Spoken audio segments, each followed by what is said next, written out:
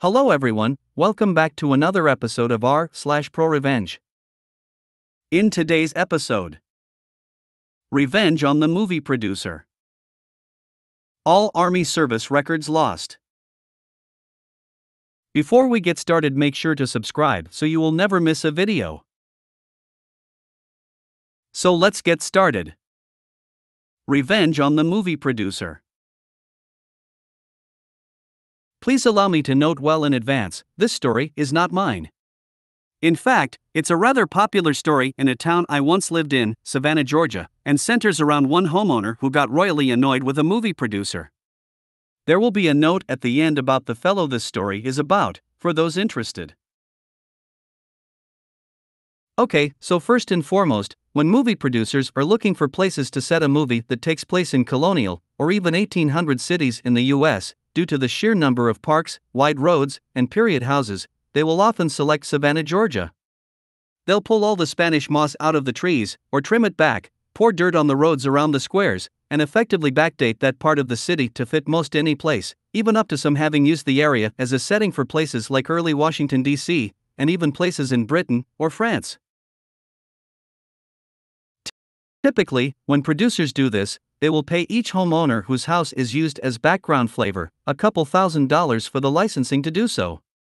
That will be important later. Trust me. They issue some rules, like no electric lights being visible, not coming out of any door that faces the street, and you have to move your automobiles away from the drive, if you have a drive.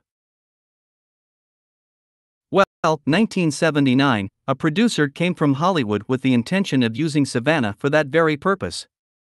Specifically, the producer was from one of the big three-letter TV channels, and was working on making a made-for-TV movie talking about the events after the assassination of Lincoln, and the subsequent accusations of the doctor present at his death. The production went to the city to seek permission, and then sent an announcement out to each of the homeowners telling them of the various days that the shoot was going to take place. However, much to their downfall, they also noted that the production company would not be compensating the homeowners for the use of their homes as backdrops. This was met with some great annoyance by the homeowners, who turned to the city for help, only to be told that it was their civic duty to allow the use of their homes. Most everyone agreed to this, and bit their lips.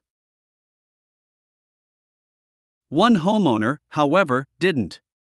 He decided to get revenge on the production, attempting to screw up their shooting every chance he got.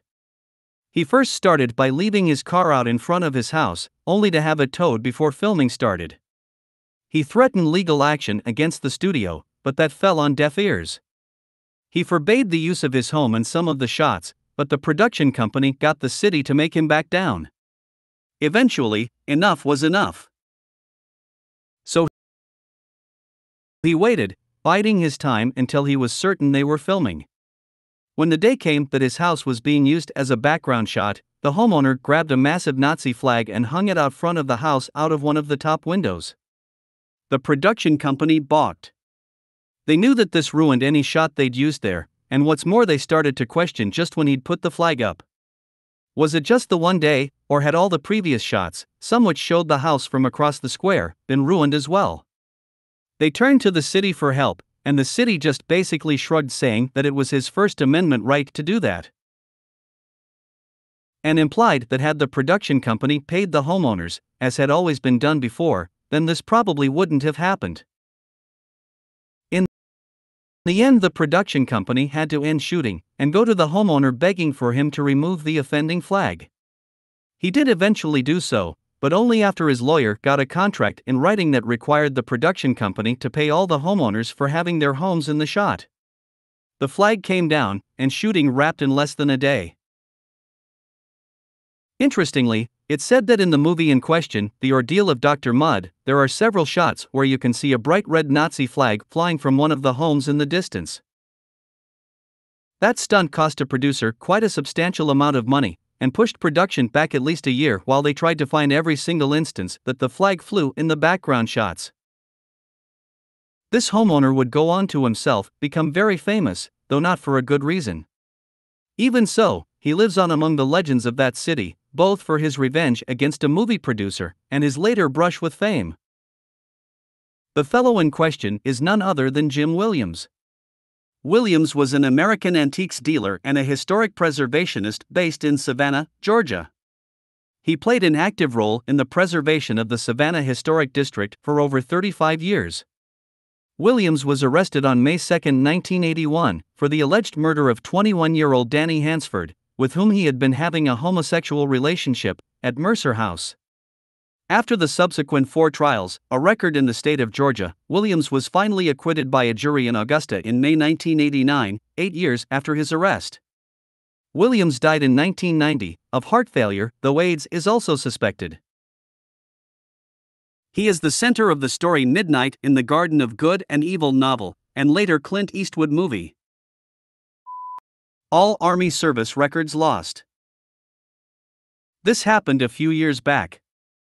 My dad found out he's super allergic to some kind of shrub in Central Texas, Fort Hood, after he was transferred there. As a result, he was restricted to office work and prohibited by Army doctors from outdoor duties.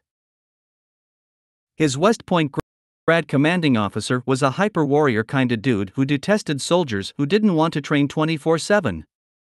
Unfortunately, he thought my dad was milking his allergies in order to avoid being a real soldier. My dad was also married and my mom was pregnant with my older sister, a situation that infuriated the captain because #reasons.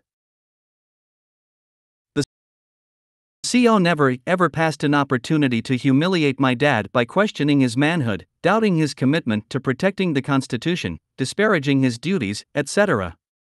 The CO would call him out in front of the company or debase him in front of higher HQ staff.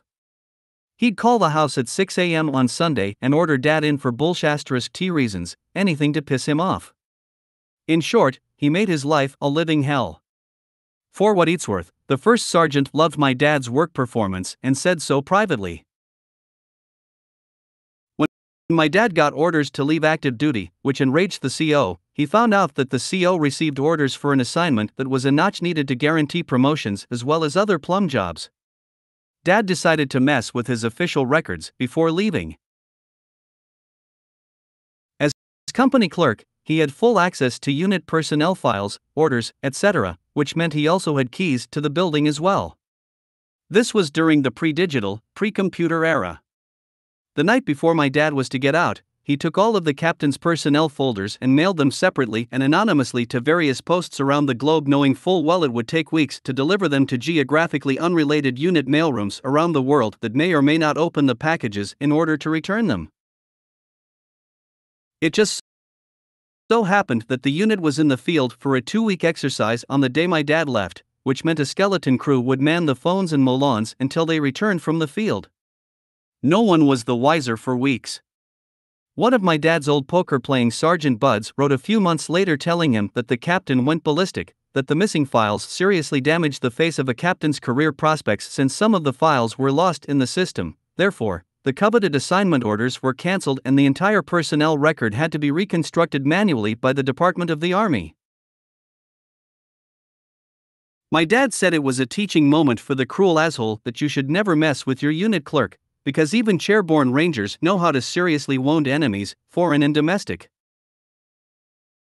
If you made it to the end of the video, thanks for watching.